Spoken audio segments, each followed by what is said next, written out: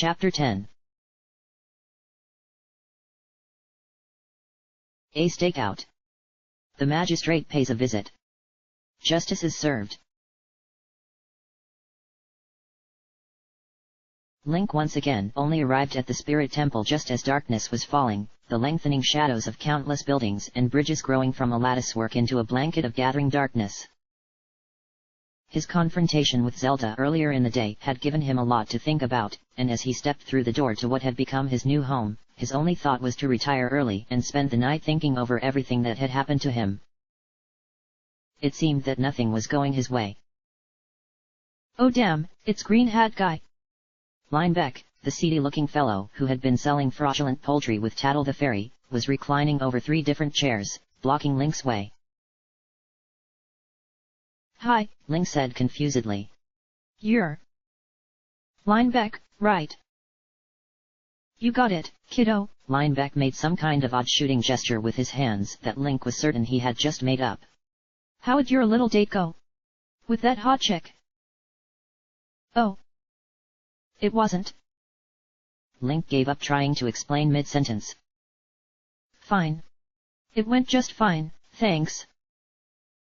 Linebeck nodded. Man, you're just a young kid. Enjoy it while it lasts. Yeah. Link felt anything but young. The uncomfortable conversation was interrupted by the sounds of an argument. Tattle's knowing sales fairy banter seemed to be frustrating Ganondorf, who was sounding more and more irate.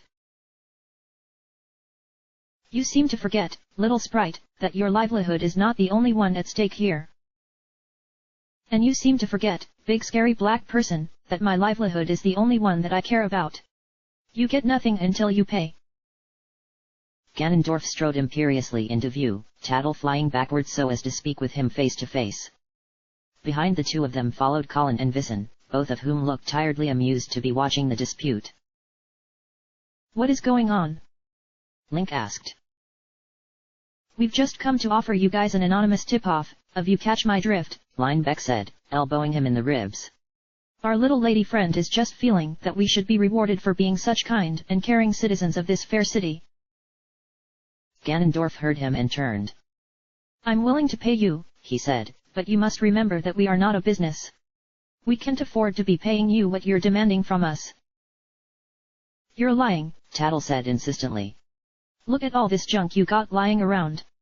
What's going on is you're just prejudiced. Vissen winced noticeably.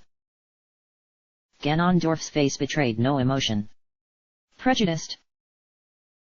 Tattle bobbed up and down in lieu of nodding. You don't agree with our career choice? If by career, you are referring to your status as a petty criminal, then no, I do not approve. I do what I have to. Tattle was perhaps a little too indignant, Link felt, although he was still very much impressed by how quickly the fairy was able to switch gears. Who do you think you are to talk to us like that, when you're the most wanted criminal in Hyrule? My friends and I are working for a noble cause, he explained with unflappable calm, whereas you are only preying on others just as hard-pressed as you are. Tattle smiled. Well, I'm giving you the option to continue working for your noble cause. Ganondorf scowled. It was then that she delivered what Link knew was the final blow. I am perfectly willing to let innocent people suffer because of my pride, she said, but are you?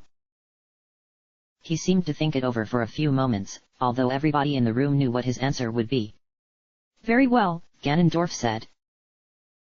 Linebeck grinned and shared a look with Tattle before naming his price. 1,000 rupees. It was silent enough to hear a pin drop. Finally, Ganondorf spoke. You are being ridiculous. I will pay you 500, nothing more. Tattle smirked and shook her head. Although everybody else in the room seemed to sense that this was not the best idea, she stared him resolutely in the face. 600, he conceded. 9. 7. 750. Deal, Ganondorf said reluctantly. Vissen, go and fetch the fairy her money. He nodded and quickly left, evidently glad to be gone. Ganondorf returned his attention to the two troublemakers. So? Talk. The stockpot inn off of Holodrum Street. The owner, Anju, is being forcibly evicted sometime tomorrow. Magistrate Ingo himself is going to be there. A rare smile graced Ganondorf's face. Perhaps I haven't wasted our rupees after all. Vissen returned and threw a bag of money at Linebeck's feet. Here, he said flatly, immediately turning to leave once more. You'll want to leave soon, Ganondorf said. It'll be very dark soon. It's dark already, she protested. What happened to the doors of the spirit temple being open to all? He sighed disdainfully. Fine. If I find that you have stolen anything, I'll tell Midna and let her deal with you. The fairy shuddered. No problems here. What's that look for? Tattle asked Link later, as she followed him through the temple. You know full well. She snickered. You think I'm a bad person? I don't think anybody's a bad person. I just don't think that it's right to be making a profit while somebody's life is at stake. What? You're all going to go and save the day tomorrow anyways, so what's wrong with that? Link shook his head and kept walking. All he wanted to do was rest, and it was apparent he would never get through to her. Listen, said Tattle, and she seemed sincere, at least. I do what I have to. In this city, you can't afford to put other people's lives ahead of your own. So don't you get all high and mighty with me. Hello Midna, Link said. Tattle scampered. What's going on? The imp asked. She was yawning and moving sluggishly, telling Link that she had in fact been asleep all afternoon. What's Tattle doing here? Her and that Linebeck guy showed up and sold Ganondorf some information. Magistrate Ingo is going to be at the stockpot inn tomorrow. Ugh, Linebeck. Midna made a theatrically disgusted face. He's the sketchiest guy I've ever met, but he gets the job done. We've been waiting for a shot at the magistrate for a very long time. Are you going to kill him? Link asked. She hesitated a moment before answering, as if she was afraid of upsetting him. Ingo is. He's been a thorn in our side for a long time, and some of the things he's done to the people of this city are beyond forgiveness. But is he going to die? That is up to Ganondorf. They both knew the truth, though. Colin and Link sat across from each other at the small wooden table set in the low-ceilinged dining area of the Stockpot Inn. Although he could not see them, Link knew that Vissen and Ashe were similarly stationed a few tables behind them. The very distinctive figures of Ganondorf and Midna were absent from the inn, at least at first inspection. Link knew that the two of them had much more effective means of concealing themselves. They had been there all day. Tattle's knowledge did not encompass the particular time of the magistrate's visit, so a stakeout had been necessary. The other patrons conversed in hushed tones, almost as if they knew what was going to happen. He'd kill me if he knew, I'm sure he would, Colin was saying mournfully. Sometimes I think that he does know, and he just can't prove it. Can you believe it? I'm terrified of my own father. That doesn't sound like the man I met. Admittedly, Link's acquaintance with Russell involved the two of them attempting to kill each other, so perhaps he was not in the best position to act as a judge of character. He seemed like an honorable man. Polite, at least. Colin looked up towards the door suddenly and Link turned to follow his gaze, but both returned their attention to the conversation as a pair of burly-looking men entered the inn and sat down. Anju, even more nervous than usual, hurried to serve them, Navi resting on her shoulder. My dad is honorable, I admire him, I look up to him, but I can't agree with what he stands for. But he's your father, Link reasoned. If anybody can talk some sense into him, surely his son can. Colin shook his head. He's an old dog, Link, loyal to his master and willing to defend her to the death. If he thought that I was a threat to Princess Zelda, I know that he would not hesitate to cut me down in an instant. Privately, Link agreed with him. That old soldier mentality was something that could readily identify with more than most. He saw traces of it not only in himself, but in Ganondorf and Vissen as well. The dull hum of conversation suddenly ceased, and without turning around, Link knew that the time had come. Can I help you, gentlemen? Instead of the simple grunts who had delivered the eviction notice, the man standing in the doorway had captain's epaulets decorating his armor. The light that shone through the open doorway was the burnished bronze of twilight. Link suddenly realized with a chill that it was very, very late in the day. Too late. The officer said nothing, but cast a cursory glance around the room. Link quickly stared down at the wooden table in front of him, and every other customer did the same. When he was satisfied that no immediate danger presented itself, the man stepped aside and allowed a dozen soldiers to march briskly into the Stockpot Inn. They quickly took up strategic positions around the room, blocking off all the gaps between the tables through which one of the customers might make a run at the door. One of the men stood close enough to them that Link could see his own distorted reflection in the man's polished armor. He slowly reached under the table and closed his hand around the worn grip of his sword, strapped to the underside of the wood. Magistrate Ingo was a surprisingly tall man, with a self-indulgent stride and a magnificent mustache. His thick eyebrows raised themselves in obvious disdain for the Stockpot Inn and its current inhabitants. "A magistrate?" Anju gasped, bowing low. "I am honored." "Spare me your affectations, woman," he drawled. "Please present her with the appropriate documentation." One of the soldiers slapped a sheaf of papers down onto the bar. "I'm sorry, magistrate, but what is this?" "Transferal of ownership agreement, back tax forms, nullification of debt, seizure of property, official apology, official waiver of apology, and a short survey on government satisfaction," the magistrate yawned. "Please read and sign all documents carefully." Link looked across the table at Colin, who mouthed what? Anju bumbled her way through the paperwork, while Ingo and his soldiers stood around looking bored. The light outside continued to fade from yellow to orange. Link did not like how long this was taking. Struggling, she pleaded in vain. "Magistrate, please, if you could just let me sign the documents," he said. "But, this says, this ramshackle inn is hardly enough to cover your rather considerable debt." He brushed some invisible dust off of his brightly colored clothing. "Quite frankly, I doubt that everything you own is barely enough to cover half of it. Nevertheless, it'll have to do." The innkeeper was in tears.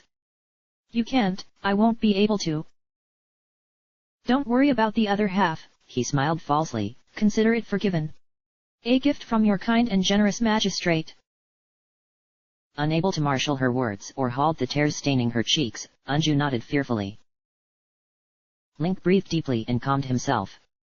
His focus balanced on a razor's edge. "Good," said Ingo. The two soldiers flanking Ingo suddenly stepped forward and around the bar. Anju shrank back as they approached her.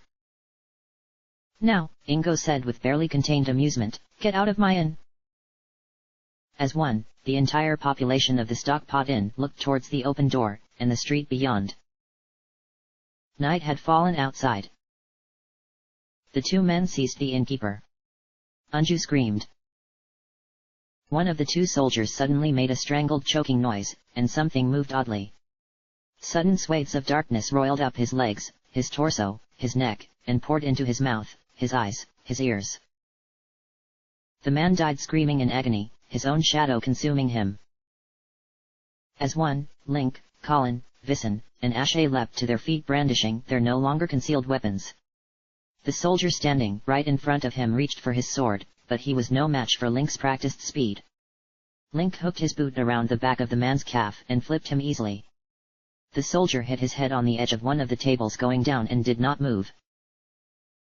Another man charged Link from behind, blade held high, and Link turned to meet him. Colin was there first, deflecting the first blow and then easily disarming the man. He had clearly been taking lessons from his father. The fight was over almost as soon as it started. Out of the 14 men that had entered the inn, within moments there were only 3 still standing. Ingo cowered behind one soldier and his officer, standing with their backs to the wall and swords drawn. "None of you move!" the captain shouted. "None of you!" Looking around the bar, Link saw that several of the other customers had jumped to their feet as well, including the 2 large men that he and Colin had watched enter the bar earlier. There was another unpleasantly wet slicing sound, and then the pool of shadows rose up, contorted wildly, and eventually congealed into Midna's distinctive stone headgear and laughing yellow eye. "Who the hell are these guys?" she asked, gesturing towards the two men. "Gonzo," said one. "Sensa," the other nodded. Midna made a dismissive tch sound. "Those guys are from Varen's crew," Colin whispered to Link as a way of explanation. "Varen's crew?" Link whispered back. "Criminal gang. I bet those two sneaks Tattle and Lineback turned right around and sold the same information to them. You vermin. Mongrels." Ingo spat at them. "You dare to attack me? I'll see every last one of you hanging in the market district before sunset tomorrow. I'll have your guts torn out and fed to the birds. I'll..." "What are we waiting for?" Sensa yelled. "Kill him already." "Back off," Ashe said. "This has nothing to do with you." Gonzo cracked his knuckles. "If it involves our friend the magistrate here, I think it does. Nudge." Another man stood up. Link turned and steeled himself for another fight. "Calm down," Visen's commanding tone rang out through the bar. "It would seem that for once, our interests are mutual. There is no need for us to fight." Gonzo stepped forward, as did the other two. "If you Garudo going to let that rat walk right out of here, then you bet there's a need. All of you back off." The captain standing over the magistrate shouted, feeling the need to reassert himself. The one remaining soldier waved his sword threateningly. "Nobody moves, or I'll..." "Give it up," Visen interrupted him, stepping forward slowly. Link saw that he was not wielding his signature spear. In its place was a gladius that had already drawn blood. It was stained and dripping. Visen set the weapon down, and took another step forward. "We just want the magistrate, soldiers. Give him to us, and you can still go home tonight." "Cowards," the captain snapped, gesturing quickly. There was a sudden crackle of energy and the scent of electrical discharge. "He's a mage," Colin said quickly, darting forward, too late. Visen moved fast, and Link was sure he would have been able to get out of the way in time, but suddenly he didn't need to.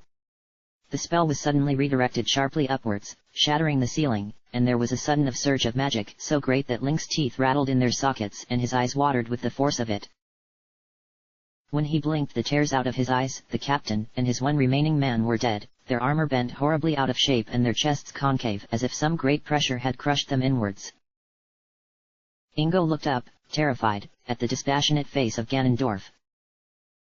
Several of the other patrons started at his sudden appearance, even the intimidating trio of Gonzo, Sensa, and Nudge shrank back under the Garudo leader's glare.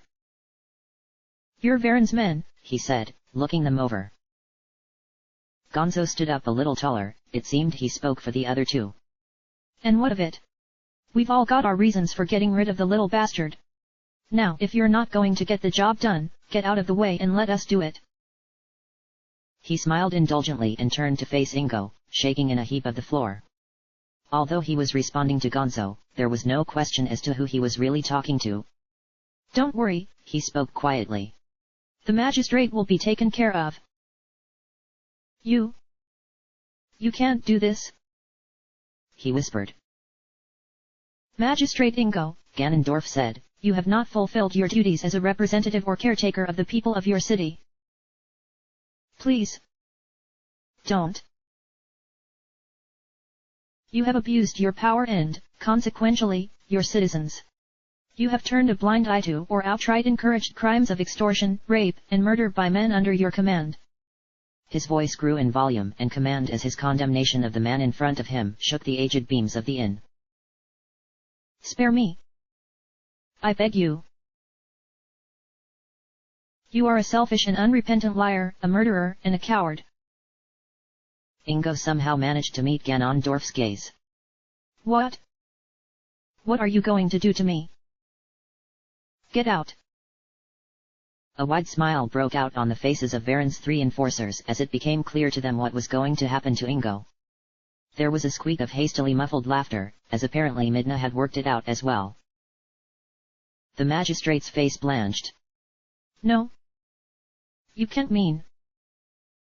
Ganondorf placed one massive greave of black steel onto Ingo's leg and stepped down, hard. There was a sickening twisting crunch as bone and cartilage broke and tore. Ingo screamed, a wordless cry of pain, as he was then lifted bodily off the ground, writhing, by his now shattered leg. Ganondorf took 2 quick steps and threw the man out into the now dark street. No. Was the only word Ingo could get out before the door slammed shut. Ganondorf snapped the leg off of a chair and used it to pin the handle against the door frame. Within seconds the door rattled feebly as the magistrate desperately tried to get back inside. I'll do anything, anything.